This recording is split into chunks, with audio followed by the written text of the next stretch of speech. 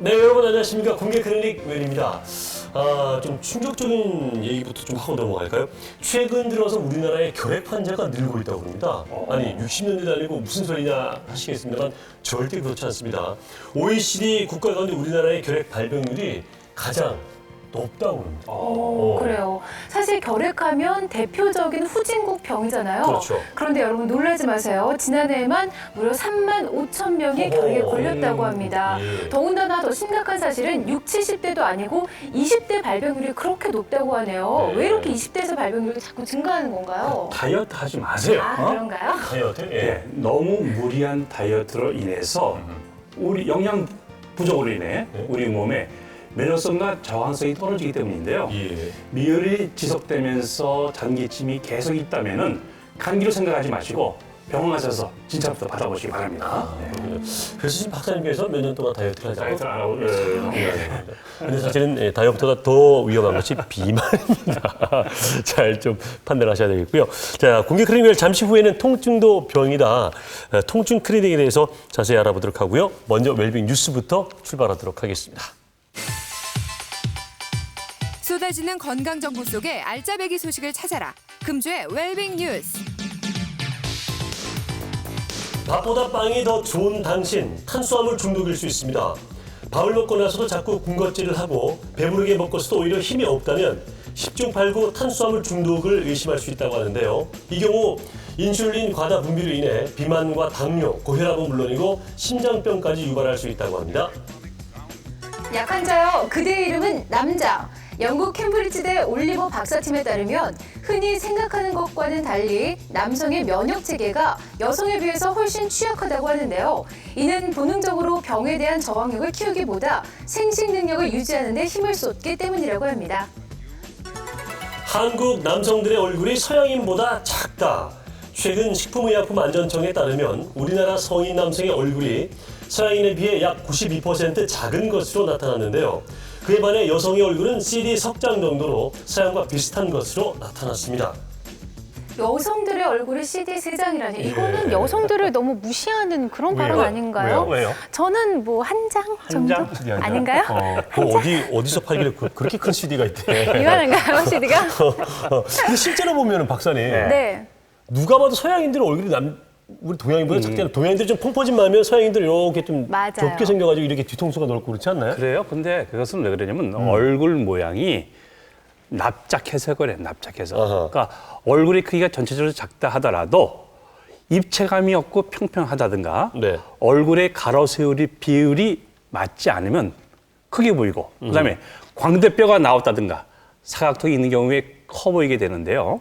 또 하나 재밌는 것은 우리나라 성인들의 피부를 쫙 펼쳐보니까 네. 남성은 네. A4 용지에 27장, 예. 여성은 24장 정도가 된다고 합니다. 이런 또 실험이나 연구를 하는 사람들인데요. 그러니까요. 그렇군요. 예. 그나저나 알코올 또는 니코틴 중독은 우리가 흔히 들어봤지만 네. 탄수화물 중독은 처음 들어본 것 같은데 매일 우리가 밥을 먹잖아요. 이거는 어떤 이야기일까요, 도대체? 그러니까 참 이게 문제라는 것이죠. 뭐냐면 저희가 하루에 필요한 탄수화물의 양은 300 내지 400g이면 충분한데 네. 세끼 밥을 다 드시고 네. 도너스에 과자에 햄버거에 피자 등 이 간식거리를 계속 드시게 되는데 이 음식들은 되게 단순당이기 때문에 먹게 되면 혈당이 금방 올라가면서 예. 이것을 끊게 되면 금단 증상 같은 게 있어서 불안해서 끊을 수가 없다고 합니다. 예. 네. 그리고 이제 밥을 먹는데도 자꾸 간식거리를 찾게 되면서 식사 후에 피로하고 무기력해진다면은 예. 네. 탄수화물 섭취에 대해서 네. 조금 신경을 써야 되겠습니다. 예. 네. 지금 박사님 얘기하시는 건가요? 지금 딱 박사님 얘기하시는 것 같은데. 예. 일단 병원부터 가보시죠. 말을 끊었습니다, 제가. 네. 자, 계속해서 다음 웰빙 뉴스는 또 제 소식이 있을까요? 알아보도록 하겠습니다. 아들, 딸 구별 말고 둘 만나 잘 기르자. 최근 영국 에밀리 그룬디 박사팀에 따르면 아이를 둘 가진 부모가 가장 건강한 것으로 나타났는데요. 아이가 없거나 한 명뿐인 경우 남성은 폐호흡기 질환이, 여성은 심장순환기 질환 위험이 높은 것으로 나타났습니다. 위험한 10대 14살을 조심하라. 최근 영국 런던대 인지신경학 연구소에 따르면 인생에서 가장 위험한 행동을 하는 나이는 14살 무렵인 것으로 나타났습니다. 이는 신체적 건강이 최고일 때 사망률 역시 높아지는 이른바 건강 역설 현상이라고 하네요. 헤어스프레이 생각 없이 뿌리다간 우울증에 걸릴 수 있습니다. 무심코 사용하는 헤어스프레이나 왁스, 향수 등에는 이른바 휘발성 유기화합물이 포함되어 있다고 하는데요. 헤어스프레이를 매일 사용하는 여성들의 경우 우울증 발병률이 26%, 두통 발생률이 10%나 높은 것으로 나타났습니다. 네, 이 스타일을 또 살리려면 건강을 포기해야 되고 그렇죠. 건강을 살리려면 스타일을 포기. 그러니까요. 이게 지금 스프레이 몇 통 들어간지 아십니까, 여러분? 이게 꽤 나름 들어가거든요. 아유, 무슨 또 몇 통씩이야. 사실 우리가 분장실에서 늘 스프레이 쓰잖아요. 그렇죠. 박사님. 그러니까요. 네네. 이게 또 상관관계가 있어요, 건강과? 그렇죠. 이게 뭐냐면은 주로 이제 페인트라든가 자동차 마감제, 접착제 등에 사용될 수 있는 휘발성 유기 화합물 때문인데요. 문제는 스킨이나 로션과 같은 화장품이나 향수에도 이런 물질이 들어있다는 것입니다.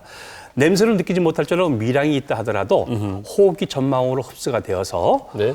두통이나 설사, 어지럼증, 심지어는 암 발병을 높일 수가 있다고 하니까 참 사용하는데 신경 쓰이게 되겠죠. 그러네요. 그렇네요. 사실 저희는 왁스로 좀 고정을 하고 헤어스프레이를 많이 뿌리는데 그렇죠. 이번 주부터는 조금 자제를 해야겠다라는 생각이 듭니다. 왼쪽 머리 약간 튀어나왔어요, 지금. 네, 알겠습니다. 자제하세요. 자, 어쨌든 일단 건강을 생각한다면 우리가 스프레이나 향수 같은 건 당연히 좀 줄이는 게 좋을 것 같고 애도 둘은 낳으라는 얘기잖아요. 그렇죠? 그러네. 네. 그러면 아예 아이를 한 서너 이렇게 낳으면 어떨까요? 건강해지나요?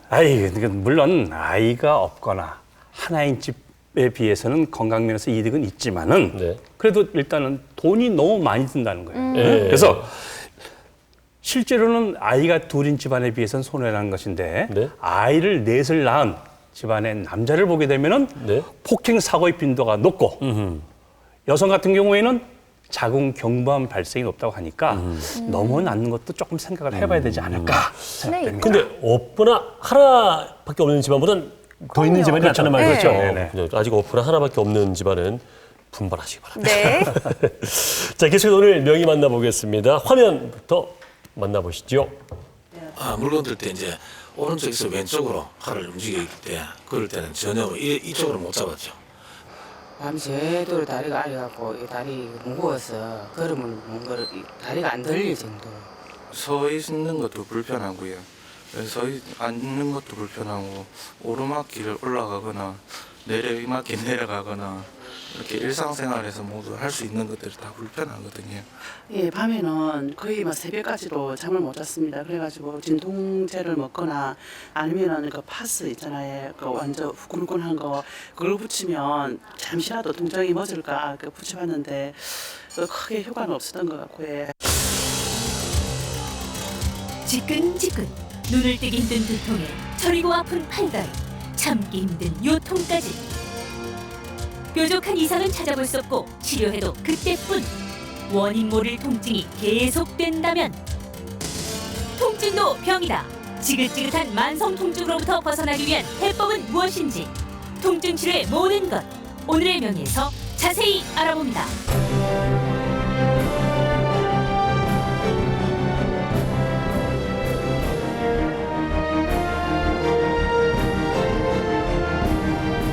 지난 3월부터 흐린 날이 계속되고 있습니다. 이렇게 날이 흐리면 우리 어머님, 아버님들 아유 어디 쑤셔, 어디 아파 이렇게 얘기를 하시는데 그렇죠. 근데 막상 병원 가보면 어디 아픈 데는 또 안 나오고요. 그러니까요. 답답합니다. 이런 경험 많이 해보셨을 텐데요. 오늘 이 시간 여러분께 그 해법을 드리도록 하겠습니다. 도움 말씀 주실 명의 모셨습니다. 김기엽 통증 클리닉의 김기엽 원장님 모셨습니다. 어서 오십시오. 네, 반갑습니다. 예. 반갑습니다. 근데 우리 주위를 보게 되면은 네. 통증 때문에 고생하시는 분들이 참 많이 계시는데, 예? 근데 통증 클리닉 하면 조금 아직은 생소한 것 같아요. 좀 어떻습니까? 네, 마취과라고 생각하면 되겠습니다. 예. 이제 저희들이 수술실에서 수술을 하려고 하면 환자의 신경을 반드시 무디게 하는 마취를 해야 됩니다. 예. 이 원리를 이용해서 아픈 부위에 이제 약물을 주입해서 그 아픈 그 신호를 전달하는 이 통증 신호 전달 체계를 끊어주는 것이 통증 클리닉에서 하는 일이고 이 분야에서 일하는 분들은 다른 나라에서도 80% 이상이 마취과 의사들입니다. 그래서 우리나라는 2002년도에 이 통증의학 부분에 좀 더 전문화를 가하기 위해서 마취과를 마취통증의학과로 이름까지 개칭을 해서 이제 좀 더 전문적으로 연구하고 있는 분야라고 생각하시면 되겠습니다. 네. 그런데 사실 통증이라는 게 굉장히 막연하잖아요. 그렇죠. 사실 뭐 머리 아픈 사람, 배 아픈 사람 다 이유도 다르고 또 아픈 것도 다른데 그러니까. 그 통증 그 자체만을 가지고도 우리가 병이라고 불릴 수 있을까요? 예, 통증이라 하면은 그 자체로도 질환이 될 수 있습니다. 네. 이제 우리가 흔히 이제 응급실에 환자들이 아파서 이제 가시게 되면 대부분 본인은 아픈데 그 병원에서는 이제 계속 검사만 하고 치료를 해주지 않아서 환자들이나 보호자들이 간혹 빨리 치료 좀 해달라고 이야기하시는 화내잖아요. 경우들이 예. 있습니다. 예. 그런데 병원에서는 계속 치료해주지 않죠. 그래서 병이 진단이 끝나고 나면 이제 정확한 치료를 하게 되는데 급성 통증일 때는 이렇게 이제 응급실로 가셔도 금방 통증을 이제 주 병으로 생각하지 않지만 이게 지속이 된다면 환자는 머릿속에서 계속 아프다고 느끼게 되고 이 통증이 머릿속의 어떤 일정 부위의 세포도 파괴하는 것으로 알려져 있어서 최근에 이 통증도 질병으로 보고 이제 이 하나의 질병으로 보기 때문에 통증을 빨리 치료를 해주는 것이 더 중요하게 되겠습니다. 그래요. 그러면 원장님 그 통증도 이제 아픈데 보통 우리 부모님이 참잖아요. 아이고 이까짓 거 뭐 늘 네, 아파왔던 맞아요. 거고 이거 뭐 늘 하는 건데 참으면은 이게 또 다른 문제를 야기시킬 수 있다 그런 말씀이신가요? 예, 통증이 참게 되면 이게 만성화되게 되면은 신경이 이제 강분이 지속되면서 이 신경이 이제 아픈 것이 아닌데도 아프다고 느끼는 이질감이라는 것으로 변화되게 됩니다. 이질감으로 변화가 되게 되면 이제 전혀 통증의 신호가 없음에도 불구하고 환자는 지속적으로 통증을 느끼게 되는 거죠. 결국 통증이 통증을 불러오게 되는 겁니다. 하나의 예를 들면 예. 이제 흔히 이제 어린아이들이 이제 청년들 같은 경우에 손끝에 이렇게 가시 잠깐 찔렸는데 네. 처음에 그냥 단순한 통증이었습니다. 근데 시간이 지나가면서 이 통증이 점점 이제 몸 전체적으로 통증이 전달되기 시작하고 그래서 나중에는 이 손 전체를 못 쓰겠다고 이야기하시는 이런 경우에 조기에 통증을 끊어줬으면 이제 이런 그 이질감으로 진행이 되지 않는데 이게 그대로 두었기 때문에 만성화됐을 때 이질감이 됩니다. 이질감을 쉽게 설명해 드리면 일반적인 정상적일 때는 우리 신경들이 이렇게 만지면 만진다는 느낌만 가지게 되죠. 그런데 이 이질감이 오게 되면 만진다는 게 만지는 게 아니고 아주 심한 통증으로 변하게 됩니다. 그래서 몸을 건드리지도 못하게 하고 만지지도 못하게 하고 쉽게 이야기하면 우리 어릴 때 아마 이제 고무줄 놀이 여학생들은 많이 하지 않습니까? 네. 그래서 고무줄을 이렇게 당긴 상태에서 처음에 한 번 치면 고무줄이 한 번만 흔들리겠죠. 네. 근데 계속해서 반복해서 치게 되면 이 고무줄이 안 치는데도 불구하고 혼자서 떨고 있는 네. 거죠. 예. 예, 신경이 예. 마찬가지입니다. 한 번이 자극일 때는 한 번 자극으로 끝이 나는데 이게 지속적으로 유지가 되면 나중에는 건드리지 않았는데도 신경은 계속 건드린다고 느끼는 거죠. 이런 비슷한 이런 것들을 이제 이질감이라고 하는데 통증을 그냥 두게 되면 이렇게 이질감으로 진행이 되고 그런 만성 통증이 되면 심각한 질병이 될 수 있습니다. 그 신경과 뒤끝이 있네요. 벌써 그러니까요. 통증을 끊었는데 계속해서 느끼고 있고. 계속해서. 네. 아 근데 나는 같은 침에 찔렸는데 바늘에 찔렸는데 예. 누구는 아파 죽겠다 하고 네. 누구는 이 정도면 참을만한데 이렇게 했단 말이에요. 그만큼 통증에 대해서 어느 정도 돼야 치료가 가능한지 그리고 정확한 데 내릴 수 있을지 참 궁금하거든요. 아토스윙이라는 것 그렇죠. 네, 개념이. 네. 예, 저희들도 이제 외래에 있으면서 환자들을 대하면 그게 가장 고민거리입니다. 예. 환자들이 와서 이제 아프다고 하는데 예. 실질적으로 이제 검사를 해보면 네. 그 아픈 거에 대한 병 원인을 못 찾을 때 굉장히 답답하죠. 그래서 예. 이걸 객관화시키려고 하는 노력들을 많이 하고 있습니다. 예. 흔히 이제 통증 수치라고 해서 예. 비주얼 스케일이라고 하는데 환자분에게 이 자의 이제 그림을 보여드리고 네. 어느 정도 아프십니까 하고 환자에게 물었을 때 예. 환자분이 이제 그림 중에 한 포인트를 찍게 되겠죠. 네. 네. 그러면 이제 그걸 뒤에 보시면 의사가 볼 수 있는 이제 저렇게 눈금이 돼 있습니다. 네. 그래서 이제 네. 눈금을 보고 환자의 통증을 체크를 해서 체크해놓고. 치료하기 전과 한 후의 어떤 결과도 평가하긴 하지만 이건 역시도 어느 정도는 객관화되어 있지 않는 주관을 많이 작용하죠. 그래서 그렇죠. 환자의 체온을 촬영을 해서 적외선 카메라로 환자의 체온을 촬영합니다. 이번에 이제 그 신종 플루가 유행하면서 공항을 들어오실 때 온도를 측정하는 사진들을 많이 보셨을 텐데 네. 체온 이제 사람에게는 특정 부위에 특정한 온도가 있습니다. 그래서 그것을 적외선 체열 촬영으로 촬영을 해서 네. 그 온도가 온도가 달라진 곳을 찾아서 질병을 진단을 하는. 그래서 이런 경우에는 이제 상당히 객관화되어 있겠죠. 네. 그래서 펭구만 온도를 넘어섰거나 하면 열이 있는 거고, 그럼 염증으로 판정을 하고, 온도가 떨어져 있다면 신경이 손상을 받은 것으로 판정을 해서 진단하는 객관적인 진단 방법도 있습니다. 또한 그리고 이제 그 외에는 환자의 어떤 자세를 이제 측정해서 네. 환자가 어떤 자세로 서 있는가, 그래서 발에 어느 곳에 압력이 많이 가 있는가, 앞쪽으로 섰느냐, 뒤로 섰느냐, 발의 각도가 어떤가 이런 것들을 가지고 요통이나 갱추통을 이제 측정할 수 있는 그런 검사 방법도 있습니다. 그 외에는 이제 환자가 아파하는 신경에 저희들이 약물을 주입해서 네. 환자가 이제 그 약물을 주입했을 때 아프지 않다면 그 아픈 신경을 정확하게 찾을 수 있는 그런 방법도 있고요. 그 외에는 조영제를 함께 넣어서 네. 이제 신경의 실질적인 그 변형되어 있는 모습을 찾는 그런 검사 방법들도 있겠습니다. 그래서 네. 이때는 이 조영제를 주입해서 환자의 아픈 부위를 찾아서 이제 약물로 치료할 가능성이 없다고 판단이 된다면 수술로 권유를 해드리는 그런 치료 방법이 되겠습니다. 네.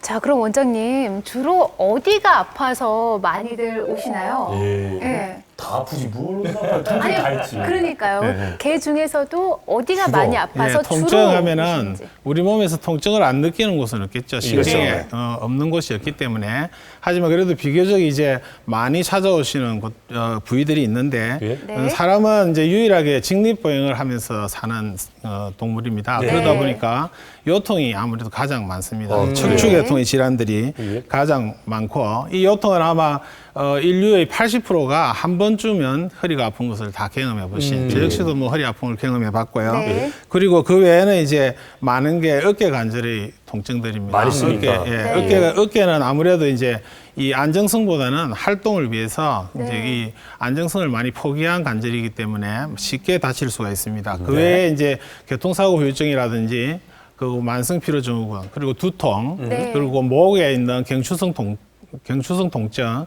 그리고 그 외에 압박 골절에 의한 요통이라든지 뭐 손발 저림, 수족 냉증 이런 질환들이 많이 찾아오고 있습니다. 예, 그렇군요. 자, 오늘 공개 클리닉 웰 통증도 질병이다라는 인식을 함께 합니다. 그러니까 통증 때문에 너무 많이 불편하셨던 분들 이 시간 함께 하시면 그 해법을 좀 찾아볼 수가 있을 것 같은데요. 사실 통증 치료의 필요성 이분만큼 정말 필요한 사람은 없을 것 같습니다. 팔랑기 여사인데요. 김팔랑 여사가 이게 글쎄요. 이 머리끝부터 발끝까지 성한 데가 없다고 그러는데 정말 기대됩니다. 우리 화면도. 네. 그래요? 만나보겠습니다. 예. 드디어 올 것이 왔다. 김팔랑 여사의 지하철 백서. 제1단계 팔다리 어깨 허리 나의 통증을 사방팔방 만방에 알릴지니. 제2단계 시각의 후각 촉각까지 승차 즉시 레이더망을 불가동하라. 제3단계 이유 불문 빈자리는 무조건 사수하라. 무조건. 아이고 나중에 팔다리 어깨 허리 쑤시고 저리 노니 도저히 못 살겠다. 머리 어깨 무릎 발 머리 어깨 무릎 발 무릎 오 마이 갓. 하나 참을인자 3번이면 살인도 면한다 했으니 대한민국 공식 만병통치약 파수가 있소이다. 할 수 없다. 이럴 때 뇌물단지 남편도 활용하자. 곤뱅이도 구르는 재주가 있다고. 어우 손맛이 제법 맵다 매워. 아유 그래도 도저히 안 된다면 진통제라도 하나를 끌까? 그래도 안 된다면 속부터 다스려보자. 따끈따끈 뜸 기운이 기혈을 도울지니.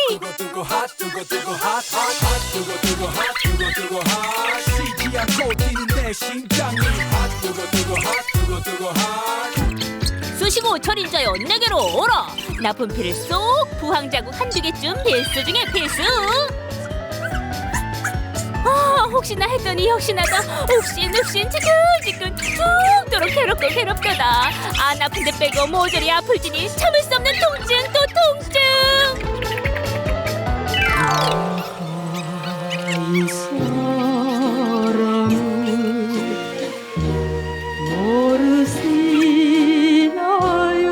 해도 안 낫고 하다 안 될지니 급기야 그녀가 찾은 것은 무릎팍 무릎팍팍 무릎팍팍 공개 클리닉 공식 종합병원 그녀가 왔다. 세리세리 마술이 보인다 보여 참깨가 보여 서서서 맙소서 네 어깨 위에 누군가 있다.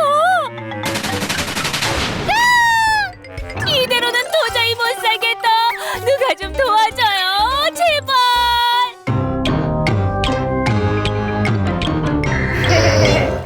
지금 원장님 표정이 싹 굳었죠. 예. 아니요, 저는요 김팔랑 여사 보면요 늘 이렇게 서글퍼져요. 그렇죠. 네, 정말 오마에 가시네요 오늘도. 아, 김팔랑 여사, 제가 어떻게 도와드려야 되겠습니까? 오늘은 그래도 좀 괜찮은가 했더니만 역시나 참. 어떻게 선생님 어떻게 보셨어요? 예, 저희 외래에서도 흔히 보실 수 있는 분입니다. 네. 그러니까 요즘 최근에 이제 환자들이 보면 닥터 쇼핑이라고 해서 여기저기 이제 병원에도 가고 한의원에도 닥터 가고 쇼핑하고 네, 맞아요. 이제 예. 슈퍼마켓 가듯이 닥터 쇼핑하러 이제 다니시는 거죠. 근데 안타까운 것은 이제 저분 보니까 이제 정확하게 어떤 진단이나 검사 같은 것을 이제 제대로 해보지 못하신 것 같고 부산에도 이렇게 전문적으로 하시는 분들이 많이 이제 계심에도 아마 잘 못 만나신 것 같습니다. 예. 그래서 이제 정밀하게 좀 더 검사를 해보면 알 수 있겠지만 이제 흔히들은 이제 방사선 사진만 찍고 이제 이상 없다 이래서 환자는 아픈데 이상이 없다고 이렇게 이야기하니까 이 병원 저 병원을 다니시는데 좀 더 정밀하게 검사하면 네. 제대로 이제 치료를 하실 수 있을 것 같습니다. 예. 네. 제가 보기에는 저분 정신부터 조금 문제가 그 무당이 좀 용한가? 예. 그럼 나도 가볼까? 아, 그래요? 네, 네. 예. 이분도 똑같아집니다, 지금. 네. 박사님까지. 네, 그러면 여러 가지 통증들에 대해서 하나하나씩 좀 풀어보도록 하죠. 네. 김팔랑 여사를 비롯해서 가장 많이 호소하시는 통증들에 대해서 저희가 모아봤는데요. 바로 그 첫 번째입니다. 네, 이런 통증 치료가 필요하다. 욱신 끊어질 듯한 요통. 네. 요통 호소하시는 분들 많잖아요. 네. 요통 환자들이 아무래도 많습니다. 네. 그래서 요통 환자들은 이제 흔히 이제 어른들이 디스크다 이렇게 이야기하는 앞쪽에 있는 추간판이 탈출되거나 추간판에 염증이 생기거나 퇴행성 배너를 해서 오는 통증이 있을 수 있겠고요. 뒤쪽으로는 이제 척추뼈가 네. 뒤쪽에 이제 간질을 이루게 됩니다. 붉게 칠해져 있는 부분인데 그 간질에 의해서 오는 척추 후 간질 증후군이라는 병입니다. 이 병은 이제 앉아 있을 때 많이 불편해하고 허리를 뒤로 제칠 때 많이 불편해합니다. 그래서 환자들이 병원에 오시면 안 앉겠다 그러고 이제 앉으십시오 하면은 안 앉고 서서 하겠습니다. 네. 이렇게 이야기하시는 분들은 의심해 볼 수 있습니다. 하지만 디스크만큼 많은 질환이 있습니다. 환자의 어떤 잘못된 보행이나 자세 때문에 엉덩이 쪽에 복잡한 근육들이 여러 개 있는데 예. 엉덩이 근육들 사이에 이 근육들이 움직임을 미끄럽게 해주는 점액낭염이라는 물주머니가 있습니다. 근데 이 물주머니가 근육의 잘못된 움직이로 거기를 자꾸 압박하게 되면 그것에 이제 무릎 관절이나 이런 데 물이 차는 것처럼 이 점액낭에도 물이 차게 되겠죠. 그래서 이 물을 짜는 자세를 취할 때마다 환자가 이제 통증이 있다고 호소를 하시면서 옵니다. 그래서 이런 분들은 흔히 이제 증상이 척추 디스크와 너무나 비슷하기 때문에 이제 디스크 때문에 진단을 받고 치료를 받았는데 잘 낫지 않는다고 이야기하시는 경우에 초음파를 이용하면 이 부분을 정확하게 보고 치료를 할 수 있겠습니다. 예. 이제 그 외에는 이제 통증이 계속 지속되면서 환자의 자세가 바뀌게 되겠죠. 자세가. 그래서 네. 골반이 그렇죠. 틀어진다든지 그렇죠. 이런 일로 해서 환자가 자세가 잘못돼 있으면 전체적인 척추 사진 모양을 먼저 촬영을 하고 앞서 이야기한 것처럼 환자의 보행 자세를 찍어봅니다. 그래서 환자가 어떻게 잘못 움직이고 있는지 그러한 것들을 보고 설명을 해드리고 그다음에 일상생활에 그 자세를 어떻게 바꾸어 가야 되는지에 대해서 설명해드리고 치료를 지도하면 환자들이 잘 치료를 됩니다. 요통의 경우에는 이제 아까 지도를 해드린다고 했는데 가정에서도 이제 가벼운 운동이나 이런 것들을 통해서 치료하실 수 있습니다. 근데 수영 같은 게 좋은 걸 알려져 있지만 수영은 특히 이제 자유형과 배영은 괜찮은데 이제 저병이라든지 이런 것들을 하면 오히려 허리에 더 나쁘고요. 그렇습니까? 예. 그리고 이제 운동장 같은데 밤에 이제 우리 가까운 수영장 같은데 이제 많이 운동들 하시는데 네. 그런 평지를 보행하는 것은 아주 좋습니다. 예. 하지만 이제 등산 가실 때는 고바위를 이제 우리가 고바위라고 이야기하죠. 좀 이렇게 높은 오르막. 비탈길이 그렇죠. 높은 거. 예. 그리고 이제 자갈밭이 있는 곳이라든지 이런 데는 가시면 잘못 뛰면 심하게 다치는 경우들도 있고 해서 별로 안 좋은 걸로 알려져 있고요. 가정에서 이제 헬스클럽이나 이런 데서 자전거 타는 것도 많이 이용들 하시는데 척추관 협착증 환자에서는 자전거가 굉장히 좋습니다. 그런데 문제는 이제 자전거의 페달과 안장의 높이가 환자의 그 키나 이런 자세와 아주 잘 맞아야 됩니다. 그래서 이게 맞추기가 힘들기 때문에 자전거 가정에서는 피하시는 게 좋을 것 같습니다. 네. 운동도 아무 때나 해서 안 되는 거네요. 저는 수영도 그냥 무조건 다 좋은 줄 알았거든요. 근데 자유형과 배영만 좋다고. 그러게 말이에요. 자, 계속해서 이런 통증 반드시 치료가 필요하다. 두 번째, 지끈지끈 두통. 두통이야. 근데 이 두통이라는 것은 환자 본인은 너무나 아프다고 해서 병원에 가게 되면은 뭐 CT라든가 MRI 찍어도 이상이 없습니다 나오고 그 대신에 뭐 어떻게 할 거예요? 약 좀 드셔보시겠습니까? 이렇게 얘기를 하게 되는데 어떻습니까? 두통 환자 많죠. 왜냐면 이게 꾀병도 두통부터 시작되거든요. 사실은. 맞아요. 어릴 때 기억해 보세요. 예. 아마 그 사람들은 대부분 두통을 한 번쯤은 아마 앓은 것으로 알려져 있고 외국 그 통계에 보면 이제 일주일 이내에 심각한 두통을 앓았던 기억이 있는 분들이 20% 정도가 된다고 합니다. 그 정도로 두통이 많고 또 치료가 잘 안 되는 질환으로 알려져 있고요.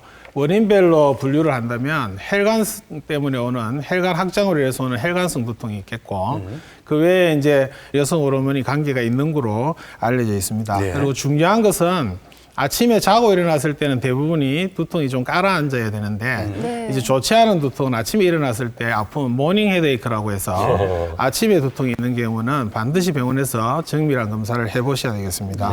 그리고 두통은 앞서도 말했지만 치료도 힘들고 예방도 힘든. 그래서 이 두통이 예방약도 별로 없고 한데 유일하게 이제 우리 사람이 음식물만은 자기가 스스로 조절할 수가 있죠. 그렇죠. 그래서 음식물을 피해야 될 것들이 있습니다. 술 같은 것은 피해야 되겠고 그 외에 우유, 탄산음료, 그리고 치즈, 그리고 초콜릿 같은 이런 음식들. 그다음에 이제 아이들이 좋아하는 인스턴트 식품. 그런 것들도 좋지 않겠죠. 그 외에 이제 커피와 같은 카페인 성분이 많은 음식들도 피해야 되겠고 화학 조미료가 들어간 음식 이런 것들은 피하는 게 좋겠습니다.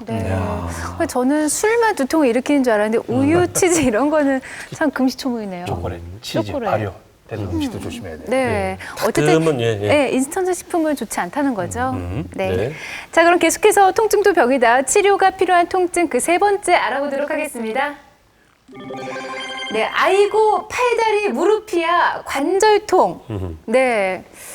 아무래도 어르신들은 관절통 때문에 고생하시는 분들 정말 많으실 것 같거든요. 이런 경우 어떤가요?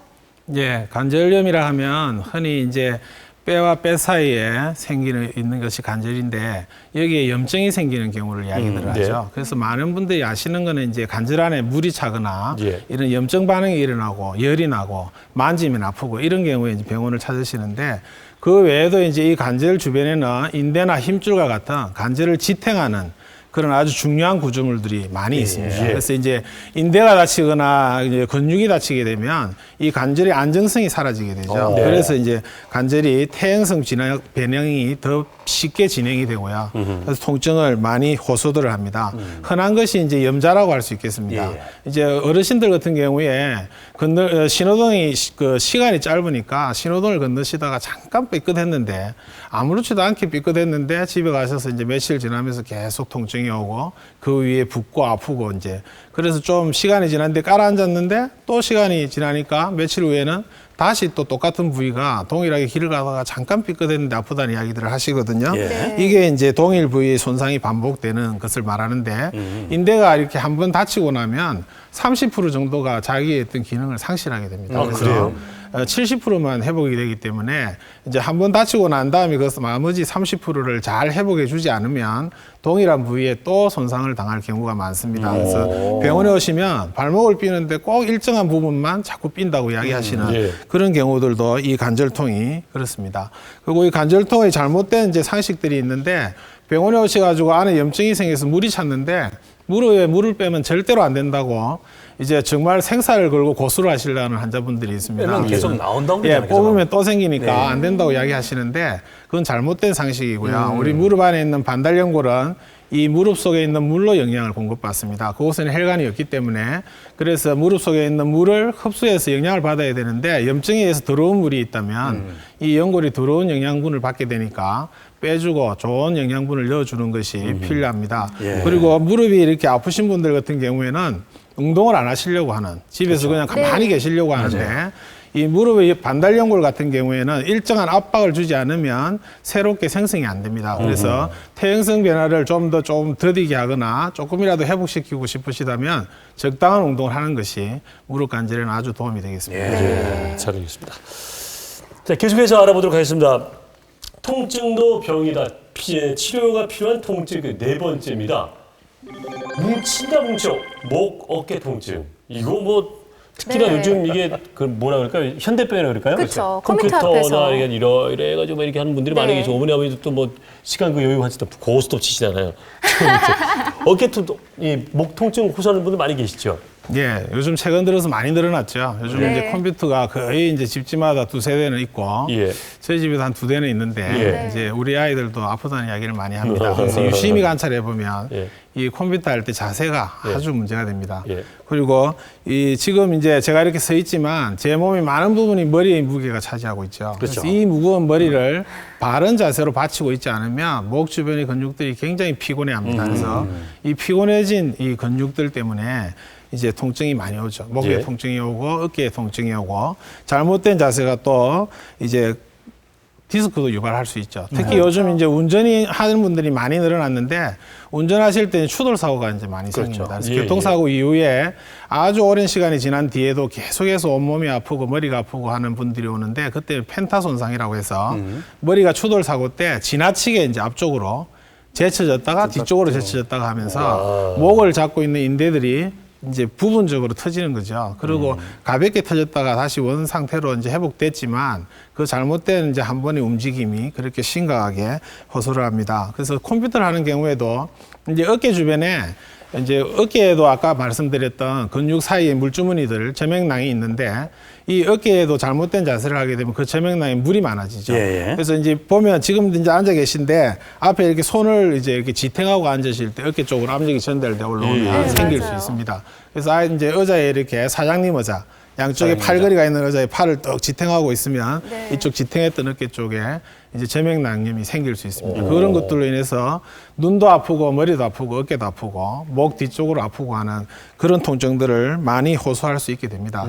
이런 경우에 이제 통증의학과를 찾아오시면 이제 저맥낭 같은 경우에는 초음파로 진단을 하고 그다음 잘못된 자세는 보행 모습을 이제 측정을 해서 지도해드리고 그렇게 하면 편하게 지내실 수 있겠습니다.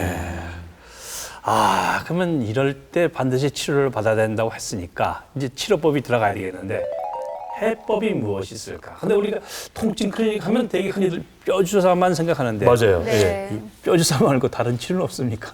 예, 뼈주사라고 하면 스테로이드 주사를 이야기하는 것입니다. 근데 예. 스테로이드 주사는 적절한 곳에 적절한 횟수로 사용하면 아주 좋은 약물입니다. 그래서 스테로이드를 잘 쓰는 의사가 명이고 네. 스테로이드를 가용하는 의사가 이제 돌팔이가 되는 거죠. 그래서 뼈주사라고 급들을 많이 내시는데 통증의학과에 오시면 뼈주사를 쓰는 경우는 별로 없고요. 네. 거의 이제 신경에다가 약물을 주입해서 치료를 합니다.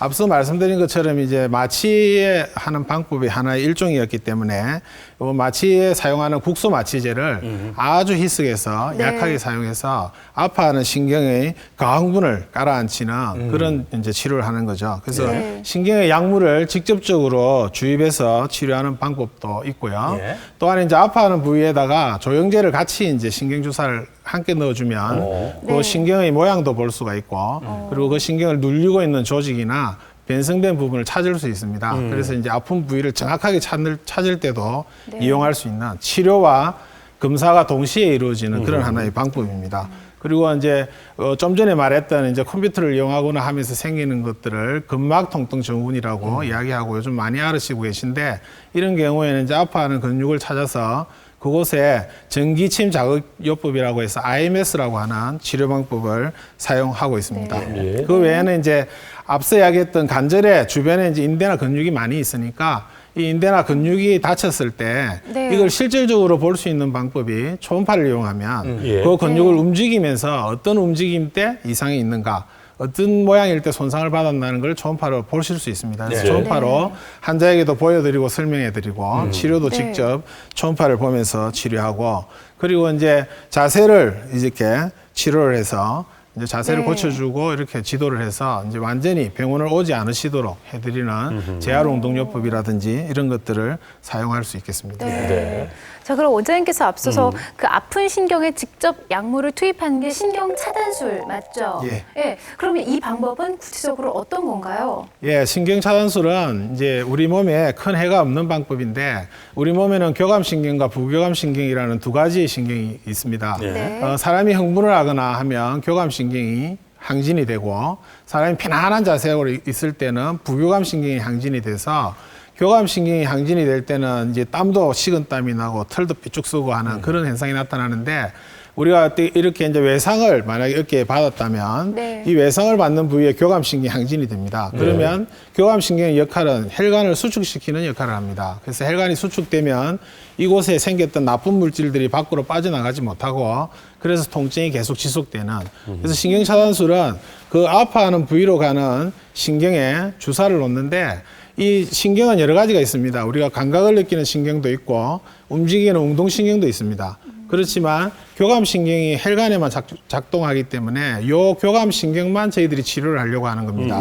그래서 약물을 주입을 하면 국소마취제를 아주 희석해서 넣으면 하나님이 이 교감신경만 가장 먼저 반응하도록 만들어 놓으셨습니다. 그래서 이 교감신경에 약물이 들어가면 혈관만 확장이 되는. 네. 하지만 뭐 주변 신경도 조금은 영향을 받기 때문에 감각도 조금 떨어지고 힘도 조금 떨어지니까 마취시킨 거 아니냐 이렇게 이야기하는데 그런 걸 목적으로 하는 게 아니고요. 혈관이 확장되면서 거기 나쁜 물질이 빠져나오고 그리고 조직이 재생되는 거를 도와주고 그러니까 스스로 낫는 능력을 좀 더 올려주는 역할을 하는 치료라고 생각하시면 되겠습니다. 네. 근데 원장님 저 같은 경우는요 사실 웬만큼 아프지 않는 이상 진통제를 먹지 않거든요.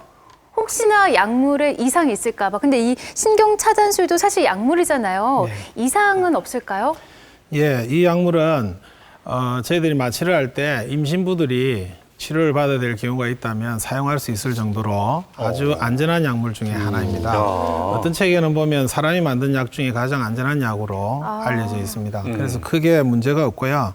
그 앞서도 말씀드렸지만 교감신경의 그 순환만 도와줘서 스스로 낫는 능력을 올려주는 치료이기 때문에 인체에는 별로 어려움이 없는 거로 그렇게 알려져 있습니다. 뭐 다행인데. 근데 아플 때마다 주사를 맞으면 되는 건가요? 그리고 하나 더 주사를 이렇게 맞게 되면 바로 이렇게 증상이 옵니까? 그러니까 아프지 않나요?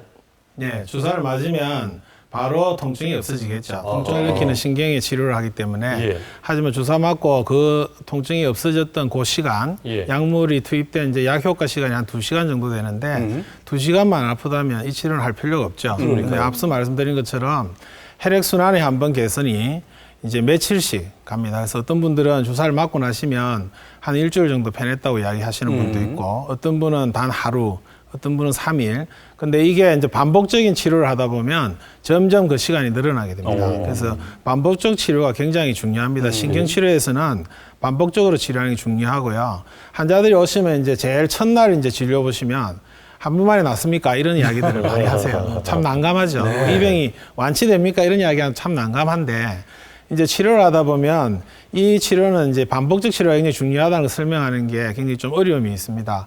그래서 반복적으로 치료하다 보면 스스로 이제 회복되는 능력이 점점점 길러지는 거죠. 그래서 이제 이게 회복이 되는데 이제 어느 정도 일정한 시기를 가다 보면 자기 회복 능력이 이제 못 따라오는 경우가 생깁니다. 그래서 이런 경우에는 이제 수술을 해주거나 아니면 이제 신경치료 외에 다른 방법을 또 이용해서 치료를 해줘야 되겠습니다. 그 외에 더 다른 치료법 같은 거 없습니까? 예, 이제 앞서 말한 것처럼 이제 자기 능력이 떨어졌을 때는 그 일시적으로 그 조직을 좀 재워주는 고주파 열온 구슬이라는 게 있겠습니다. 이제 고주파 열온 구슬은 이제 90도 이상의 높은 온도에 열을 가해서 신경을 이제 잠시 응고를 시키는 겁니다. 그래서 이 응고시켜두면 이 신경이 짧으면 한 3주, 그리고 길면은 6개월 정도 그렇게 이제 신경이 이제 응고되어 있는 시간이 있습니다. 그리고 그 동안에 이제 회복되어 오는 동안에 이 신경의 기능이 이제 재워져 있기 때문에 통증 전달 체계는 완전히 차단이 되고 환자 일상생활로 돌아가는 거죠. 그래서 일상생활을 하시다가 신경이 이제 살아나게 되면 다시 만약에 아프다면 다시 한번 재응고를 시켜야 되지만 어떤 분들은 이제 신경이 완전히 살아났는데 전혀 통증을 느끼지 않는 분들이 있습니다. 이런 치료 방법이 이제 고주파 여름 구술이 되겠습니다. 그 외에는 이제 앞서 말한 것처럼 이제 인대에 손상이 되고 난 뒤 30%가 손실이 돼 버리니까요. 이거를 이제 초음파를 이용해서 치료를 하는 거죠. 초음파로 그 손상된 부위를 정확하게 찾으신 다음에 거기다가 이제 설탕물을 이용한 주사를 해서 프로로세라피 같은 것들도 할 수 있고요. 그리고 이제 뼈를 이제 엑스레이 상으로만 볼 수 있는 거는 뼈밖에 없지 않습니까? 그렇죠. 근데 이 뼈 외에 이제 손상된 조직들은 초음파를 이용하면 자세히 보실 수 있습니다. 네. 그래서 초음파로 치료하는 방법이 있겠습니다. 그 환자의 경우에 이제 노인들의 경우에는 아무 일도 안 했는데 어느 날 뭐 잠시 손자 이렇게 예쁘다고 안아줬는데 어깨가 아프기 시작해서 병원에 오시는데 그리고 오셔서는 이제 팔을 못 움직이니까 오십견이다 이라고 이제 이렇게 들고 네. 들어오십니다. 그리고 와서 나 오십견이니까 주사 한 대 놔달라고 이야기하시는데 이때 이제 저희들이 운동을 체크해보고 초음파를 보면 완전히 이제 회전근개가 파괴가 다 돼버린. 그래서 회전근개가 완전히 찢어져 버리고 안에 물이 가득 차 있는. 그리고 뽑아보면 어떤 때는 피일 수도 있고, 어떤 경우는 물인 경우도 있고요. 네. 물인 경우는 조금 이제 오래 진행된 경우고, 피인 경우는 이제 금방 다치는 경우들입니다. 그래서 노인들 경우는 이제 이 수술도 좀 곤란한 게 이 근육 자체가 퇴행성 변화가 많이 일어나서 수술이 곤란하니까 주 타켓이 통증과 운동 제한을 풀어주는 것이 되겠습니다. 그리고 이제 부분적인 파열이 있는 경우들도 있고요.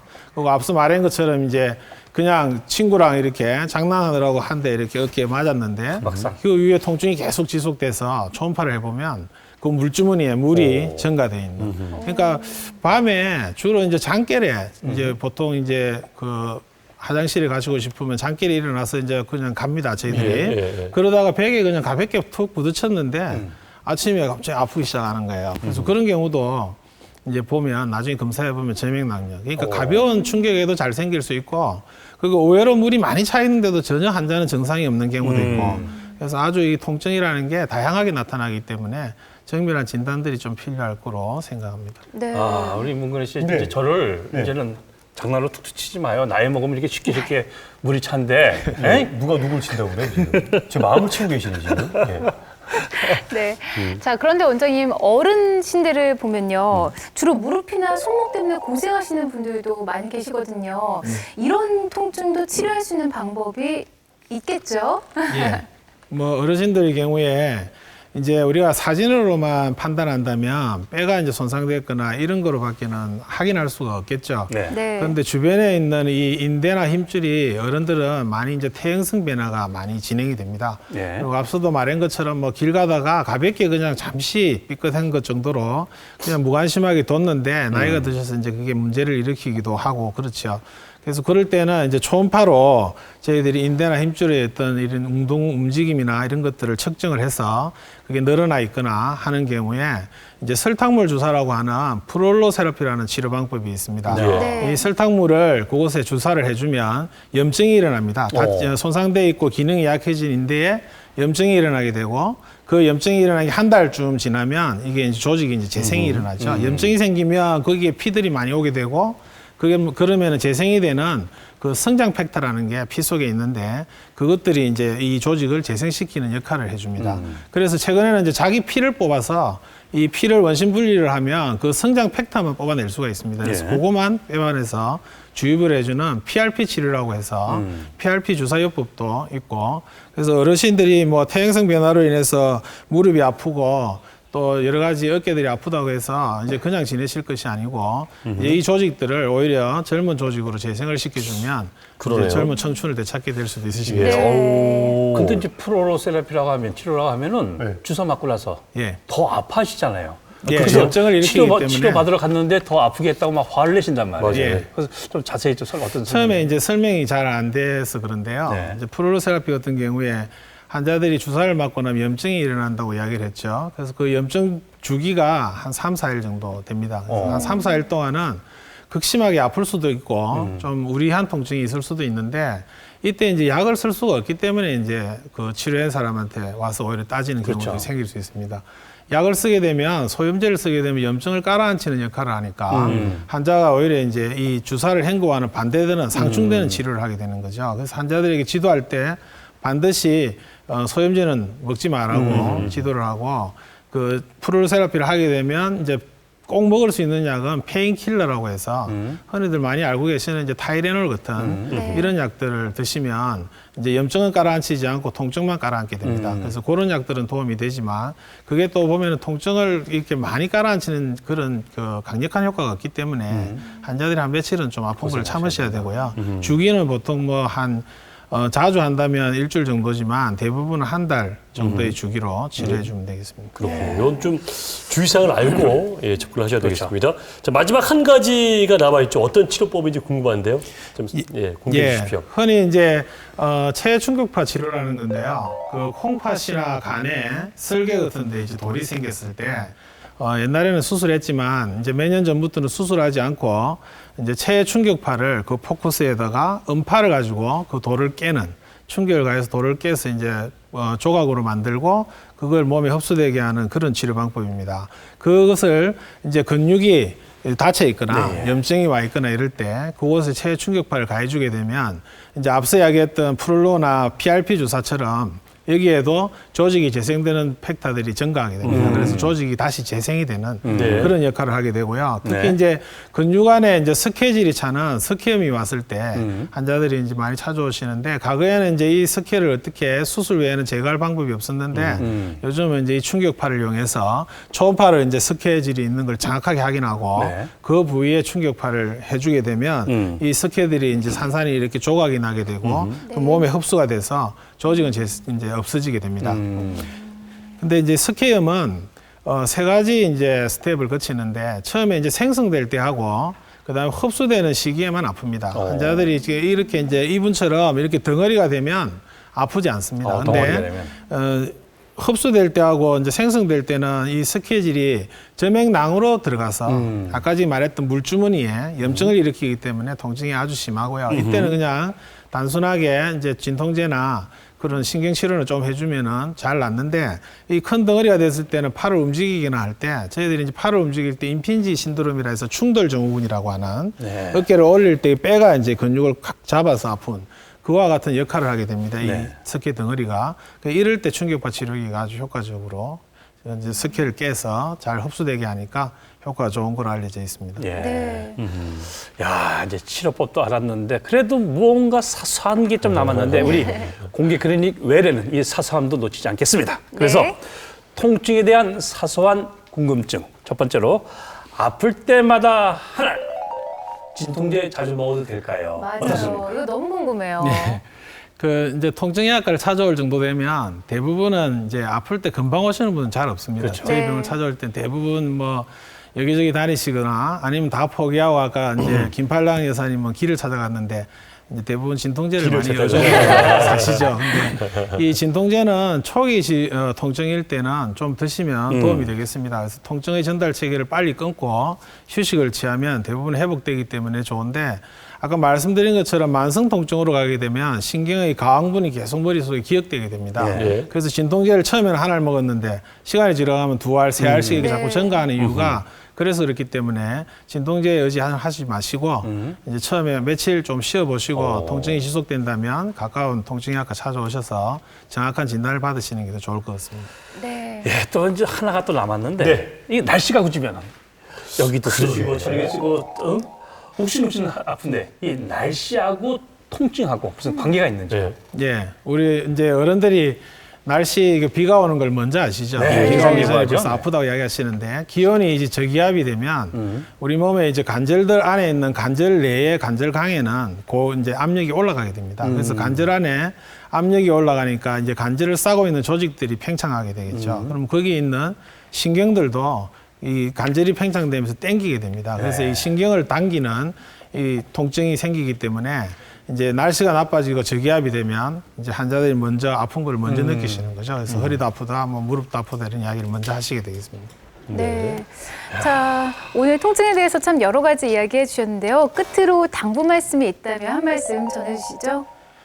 통증은 참고 사는 것이 그 통증의 다가 아닙니다. 많은 분들이 이제 처음에 좀 아픈데도 불구하고 참고 그냥 지내시는 경우들이 있고, 또 이제 병원을 찾으실 때도 그냥 잠시 가서 아까 말씀 뭐 어떤 이제 질문하신 것처럼 한 번 만에 치료되느냐 이런 걸 많이 궁금해 하시는데, 한 번 만에 치료되는 통증은 잘 없습니다. 이미 환자가 통증이라고 느낄 때는 몸의 전반적인 어떤 방어 기전이 깨지기 때문에 통증으로 느끼고 있기 때문에, 이런 경우에는 이제 지속적으로 정밀한 검사를 한 이후에 반복적인 치료 아주 중요합니다. 신경 차단술을 아까 설명드릴 때 반복적 치료가 조직의 재생 능력을 키워준다고 말씀드린 것처럼 반복적 치료가 아주 중요하고요. 또한 환자들의 어떤 자세, 일상생활 때 그런 어떤 자세들이 굉장히 중요하니까 그런 것을 유의하시면 통증으로부터 해방되실 수 있을 겁니다. 네. 네. 자, 통증이 뭡니까? 이게 몸이 이제 자기가 스스로 반응하는 거죠. 여기가 좀 안 좋으니까 야, 네가 좀 알아봐봐. 이런 얘기를 하는 거거든요. 그렇죠. 네. 가만 놔두면 큰 병이 생길 수가 있습니다. 이럴 때는 앞서 말씀드렸죠. 여러 가지 치료 방법이 있기 때문에 전문의를 찾으셔가지고 꼭 해법을 한번 상의를 해보시길 바랍니다. 자, 지금까지 도움 말씀 주신 오늘의 명의 김기업 통증 클리닉의 김기업 원장님이셨습니다. 고맙습니다. 네, 수고하셨습니다. 감사합니다. 이어서 매주 월요일에 마련되는 KNN 무료 건강교실 안내입니다.